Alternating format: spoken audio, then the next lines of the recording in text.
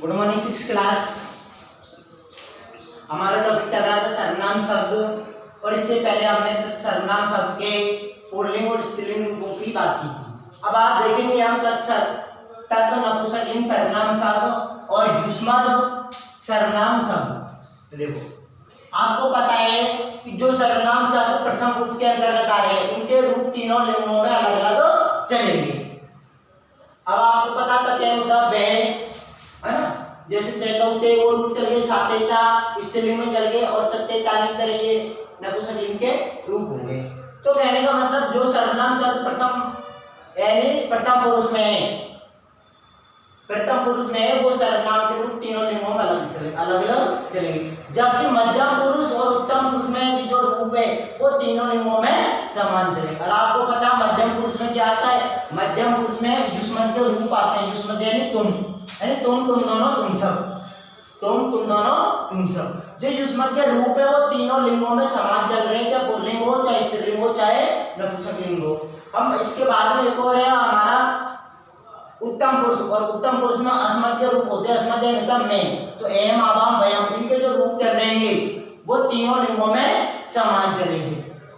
बस युष्मद के और अस्मद के मध्यम पुरुष के और उत्तम पुरुष के जो सर्वनाम शब्द है उनके रूप ही तीनों लिंगों में समान चलेंगे। जो बाकी के जो बच गए अर्थात जो बाकी के जो सर्वनाम शब्द है उनके रूप तीनों लिंगों में अलग अलग चलेंगे। और आपको पता है केवल युष्मद के और अस्मद के रूप ही है ना, युष्मद के जो मध्यम पुरुष में होते हैं और अस्मद के उत्तम पुरुष में होते हैं। बाकी के रूप सारे प्रथम पुरुष में अंतर्गत आएंगे। जो प्रथम पुरुष में आएंगे उनके तीनों लिंगों में अलग अलग रूप चलेंगे। तो देखो ये नपुंसकलिंग की हम बात कर रहे हैं, ये विभक्ति ये वही सातों विभक्तियों में रूप चलेंगे और वो तीनों वचनों में, है ना। अब देखो इसमें क्या है, नपुंसकलिंग के नपुंसकलिंग सर्वनाम शब्दों में क्या है कि चाहे तत् का हो नपुंसकलिंग रूप, चाहे किसी और सर्वनाम शब्द का हो, प्रथमा विभक्ति और द्वितीय विभक्ति में समान रूप चलेंगे, प्रथमा और द्वितीय में। और जो बाकी के रूप है तृतीय चतुर्थी पंचमी षष्ठी और सप्तमी, ये बाकी के रूप पुल्लिंग सर्वनाम शब्द की तरह चलेंगे। जैसे पुल्लिंग में रूप बने वैसे इसमें बनेंगे। तो हम देखो बात करते हैं। आपको पता विभक्तियों का अर्थ, प्रथमा का अर्थ होता है ने, द्वितीय का अर्थ होता है को, तृतीय का अर्थ होता है सेया के द्वारा, चतुर्थी का अर्थ के लिए, पंचमी का है से अलग, षष्ठी का काके की और सप्तमी का में या पर। तो प्रथमा की बात करते हैं, तत्ते ताली। अब प्रथमा का अर्थ होता है ने, तत्ते उसने, उन दोनों ने, उन सब ने, ये हो गया प्रथमा का अर्थ। द्वितीय की बात करते हैं, द्वितीय का वही रूप है तत्ते ताली। तो द्वितीय का अर्थ गया उसको, उन दोनों को, उन सबको। तो ये प्रथमा हो गई तत्ते ताली, द्वितीय भी है हमारी तत्ते ताली। दोनों रूप समान चलेंगे नपुंसकलिंग सर्वनाम रूपों में। ध्यान रखना प्रथमा विभक्ति और द्वितीय विभक्ति में रूप समान चलेंगे। इसके बाद में तृतीय की हम बात करते हैं। तृतीय की और तृतीय चतुर्थी पंचमी षष्ठी और सप्तमी के रूप क्या है, पुल्लिंग की तरह चलेंगे। तो तृतीय का होता है सेया के द्वारा, तेन त्याभ्याम तै, उससे, उन दोनों से, उन सब से, या उसके द्वारा, उन दोनों के द्वारा, उन सब के द्वारा। अगली बात करते हैं हम चतुर्थी विभक्ति का होता है के लिए। तो उसके रूप चलेंगे तस्मै त्याभ्याम तेभ्य, उसके लिए, उन दोनों के लिए, उन सब के लिए। अगली बात करते हैं पंचमी की। तो देखो पंचमी का अर्थ होता है से अलग, तो तस्मात् त्याभ्याम तेभ्य, उससे अलग, उन दोनों से अलग, उन सब से अलग। अगली बात करते हैं षष्ठी का अर्थ होता है काके की। तस्य तयो तेषाम, ये अर्थ हो गया षष्ठी का, उसका, उन दोनों का, उन सब का, या उसकी, उन दोनों की, उन सब की, या उसके, उन दोनों के, उन सब की। अगली बात करते हैं सप्तमी का अर्थ होता है मैं या पर। तो इसका हो गया तस्मी तयो तेषु, यानी उसमें, उन दोनों में, उन सब में, या उस पर, उन दोनों पर, उन सब पर। तो यह हो गया हमारे तत् सर्वनाम के नपुंसकलिंग के रूप, यानी तत् नपुंसकलिंग सर्वनाम शब्द के रूप कंप्लीट किए हुए, है ना। यानी जो तत् सर्वनाम शब्द है उसके पुल्लिंग के रूप देख लिया हमने, स्त्रीलिंग के देख लिए और नपुंसकलिंग के रूप देख लिए, है ना। ये ध्यान रखना। देखो इसमें क्या है, प्रथमा विभक्ति और द्वितीय में बस समान रूप चलेंगे, शेष रूप में ना पुल्लिंग की तरह चलेंगे। तत्ते तानी तत्ते तानी। अब देखो ये याद करने का तरीका मैंने आपको बताया, एक तो आप ऐसे करो सातों लाइनों को याद, एक फिर आप ऐसे कर लो कि तत् तत् ते तस्मै तस्, तत्ते तानी ये तो आपको याद हो जाएगा दो लाइन। इसके बाद में आपको क्या करना, तेन तस्मै तस्मात् तस्य तस्मिन्, तेन तस्मै तस्मात् तस्य तस्मिन्, तैभ्यं तैभ्यं तैभ्यं तयो तयो तै ते ते तेषां, दिस बस याद हो गया। ऐसे कर लो और भी सरल पड़ेगा।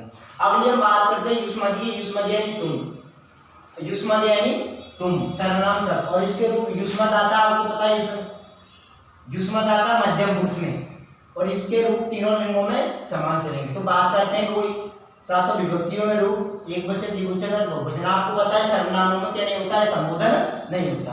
विभक्ति का आपको पता है, प्रथमा का अर्थ में, द्वितीय में यानी को, तृतीय का अर्थ है से या के द्वारा, चतुर्थी का अर्थ के लिए, पंचमी का से अलग, षष्ठी का के की, और सप्तमी का में पर।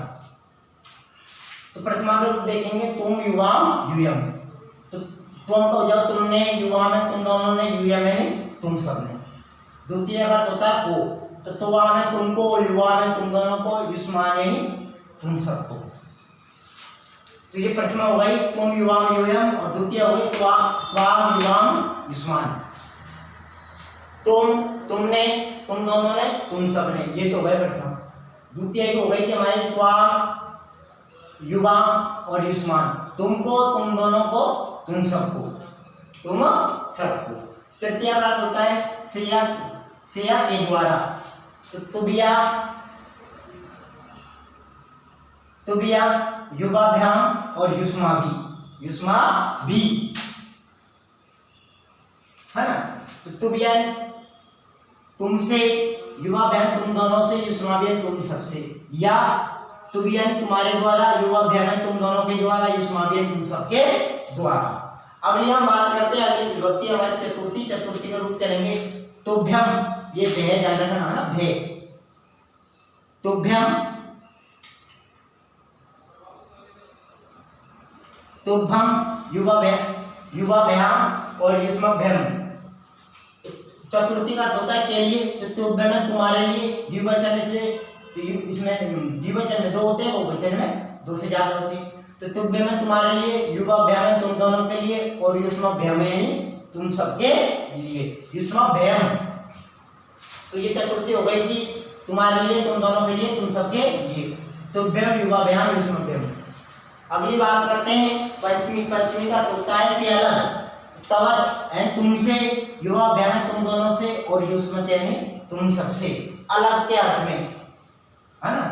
अगली बात करते हैं षष्ठी विभक्ति। षष्ठी का अर्थ होता है, आपको पता है काव्य की, तो इसका अर्थ हो जाएगा तब युग्यो, और युष्मा का अर्थ तब है तुम्हारा, युग है तुम दोनों का, और युष्मा तब है तुम सबका, या फिर तब है तुम्हारी, युग है तुम दोनों की, और युष्मा तब है तुम सबकी, या फिर काव्य की में स्टे बोलेंगे अर्थ में, तो तब है तुमकी, तुम्हारे, है ना, तुम्हारे युग है तुम दोनों के, युष्मा है तुम सबकी।